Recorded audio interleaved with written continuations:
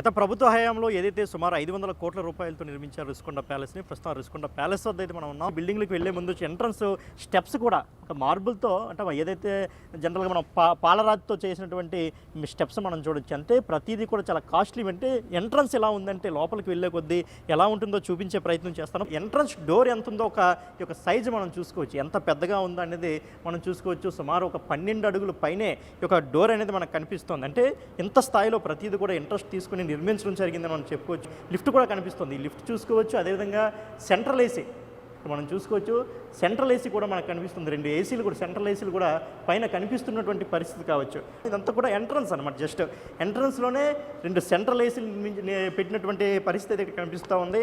మరోపక్క కొంచెం లోపలికి వెళ్ళినట్లయితే ఇక్కడ ఒక చిన్న హాల్, ఇక్కడ మనకి ఒక చిన్న హాల్ కనిపిస్తూ ఉంది. ఎవరైనా ఇంపార్టెంట్ పర్సన్స్ వచ్చినప్పుడు మాట్లాడుకోవడానికి ఉపయోగపడే విధంగా అది నిర్మించినట్టు తెలుస్తోంది. ఆ పక్కనే మనకి గార్డెను, అదేవిధంగా కొండ, అంటే చూడగానే కళ్ళకు ఇంపుగా ఉండేటట్టు సో ఇది డిజైన్ కూడా జరిగిందని చెప్పుకోవచ్చు. ఒకసారి డోర్ చూద్దాం, ఎంత డోర్ ఉందంటే రాజ దర్బార్లోకి వెళ్తే ఎలా ఉంటుందో ఇక డోర్ సైజు కావచ్చు, ఇక పరిమాణం కావచ్చు, అదే ఈ హ్యాండిల్స్ కావచ్చు, అదే మనం చూసుకుంటే ఈ లాక్స్ కావచ్చు, ప్రతిదీ కూడా చాలా డిఫరెంట్ డిజైన్. అంటే ఇంటీరియర్ డిజైన్కి సంబంధించి కావచ్చు, డోర్స్ డిజైన్కి సంబంధించి కావచ్చు, ఎంత శ్రద్ధ పెట్టారో, ఎంత దృష్టి సారించారో.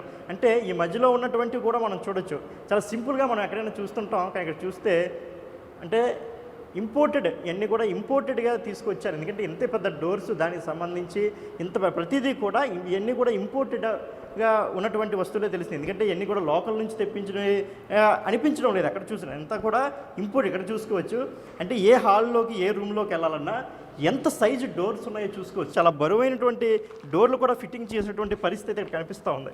ఈ రూము ఒక మినిస్టర్ కానీ, ఎవరైనా ఒక పెద్ద స్థాయి నాయకులు ఎవరితోనైనా కాన్ఫరెన్స్ కానీ, ఎవరితో మీటింగ్, ఒక రౌండ్ టేబుల్ కావచ్చు, ఇటువంటి మీటింగ్ ఏదైనా ఏర్పాటు చేసుకుంటే, అంటే తక్కువ మంది ముఖ్యమైనటువంటి నేతలతో ఏదైనా ఏర్పాటు చేసుకుంటే దానికి వీలుగా ఇక్కడ కూడా మనం సెంట్రల్ ఏసీ చూసుకోవచ్చు. అదేవిధంగా వైఫైకి సంబంధించినటువంటి కావచ్చు, ఇవన్నీ కూడా మనకి ఇక్కడ కనిపిస్తూ ఉంది. ప్రతిదీ ఒక ఇంత చిన్నటువంటి రూమ్లో 2 సెంట్రల్ ఏసీలు మనం చూడొచ్చు. చూస్తే ఒక చిన్న హాల్ అంత ఉంది, ఇందులో 2 సెంట్రల్ ఏసీలు చూడొచ్చు. అదేవిధంగా మనం చూసుకుంటే డోర్ కర్టెన్స్ కావచ్చు, ఇదంతా కూడా ప్రతిదీ ఎంత ప్లాన్డ్గా, అంటే చూడడానికి కళ్ళకి ఇంపుగా. చూసారు కదా బయట గార్డెన్, అంటే రూమ్లో నుంచి చూస్తే ఎంత అందంగా కనిపిస్తూ ఉందో. ఇది మనం చూస్తుంటే మనం లోపలికి వెళ్ళేది ఏదో హాల్, మీటింగ్ హాలో, ఇంకేదో లేదు. చూస్తే ఆశ్చర్యపోతారు, ఇంత పెద్ద డోర్ ఉంది. తీరా చూస్తే లోపల ఏముందంటే వాష్రూమ్ చూసుకోవచ్చు. వాష్రూమ్ కూడా మనం చూడొచ్చు. ఎక్కడ చూసినా మొత్తం వాష్రూమ్ చూసుకుంటే మొత్తం అంతా కూడా మార్బుల్, మొత్తం వాష్రూమ్ వాళ్ళంతా కూడా మార్బుల్ ఉన్నటువంటి పరిస్థితి కనిపిస్తూ ఉంది. చాలా కాస్ట్లీ మార్బుల్ కూడా మనకు కనిపిస్తూ ఉంది. ఇక్కడ కూడా చాలా రిచ్నెస్ అనేది మనకు కనిపిస్తూ ఉంది. అంటే ఒక చిన్న వాష్రూమ్ నిర్మాణానికి ఎంత ఖర్చు చేస్తుంటారంటే, ఈ యొక్క భవనానికి ఎందుకు 500 కోట్ల రూపాయలు ఖర్చు చేశారు అంటేనే ఒకసారి మనం ఆలోచించాలి. ఎందుకు ఖర్చు చేశారంటే ఇవన్నీ కూడా మనకి సాక్ష్యాలు అనమాట. ఎందుకు ఇంత డబ్బు ఖర్చు అయింది అనే దానికి ఇదంతా ఒక సాక్ష్యంగా. అంటే ఒక చిన్న బాత్రూమ్కి ఇంత పెద్ద డోరు, ఇంత కాస్ట్లీ డోరు ఏర్పాటు చేసినటువంటి పరిస్థితి అయితే ఇక్కడ ఉంది.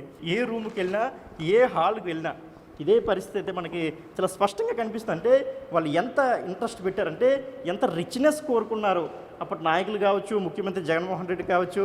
ఎందుకు ఎంత దీనికి రిచ్నెస్ పెట్టారు, ఎంత ఖర్చు చేశారంటే సమాధానం అయితే వాళ్ళే చెప్పాల్సినటువంటి అవసరం ఉంది. చూసుకోవచ్చు, ఇక్కడ ఈ గోడ మార్బుల్ చూసుకోవచ్చు, చాలా స్మూత్గా ఉందంటే చేయి వేస్తే జారిపోయినటువంటి స్మూత్గా ఉంది.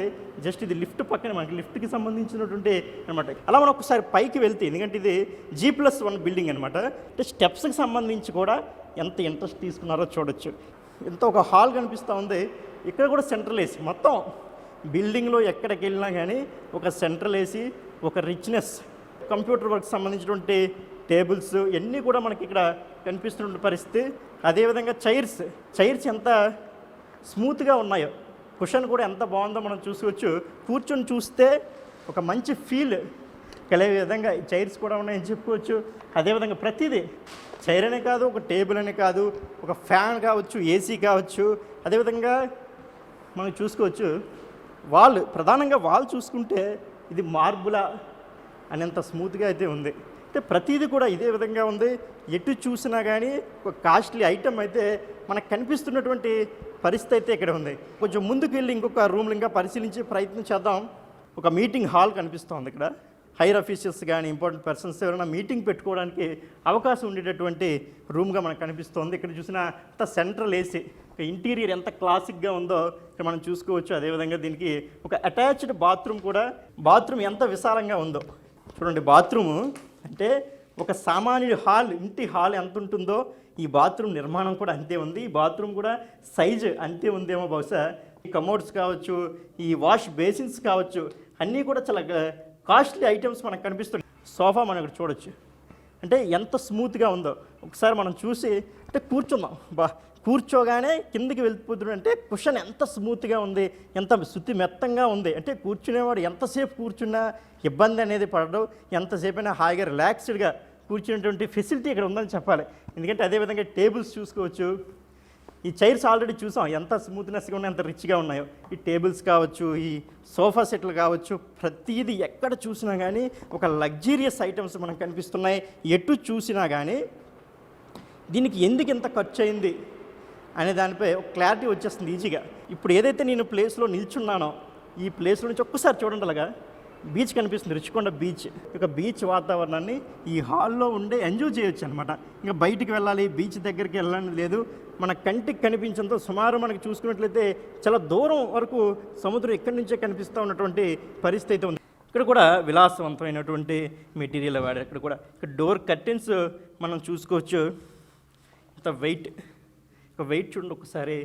ఈ డోర్ కర్టెన్స్ ఒక్కసారి ఎంత హైట్ ఉంటే అంత హైట్ నుంచి ఈ డోర్ కర్టెన్స్, విండోస్ కూడా అంతే సైజులో మొత్తం. ఈ డోర్ అంటే ఈ డోర్ చూడండి ఒకసారి. ఇక్కడ నుంచి చూసినా కానీ బీచ్ వ్యూ చాలా క్లియర్గా కనిపిస్తూ ఉంది. ఒకసారి చూసుకుంటే బీచ్ వ్యూ ఎంత బాగా కానీ ఎంత అందంగా కనిపిస్తూ ఉందో ఒకసారి మనం చూడొచ్చు. ప్రతిదీ కూడా ఎటు చూసినా కానీ చాలా లగ్జీరియస్గా, ఎంతో ప్లాన్డ్గా దీన్ని నిర్మించినటువంటి పరిస్థితి అయితే ఉంది.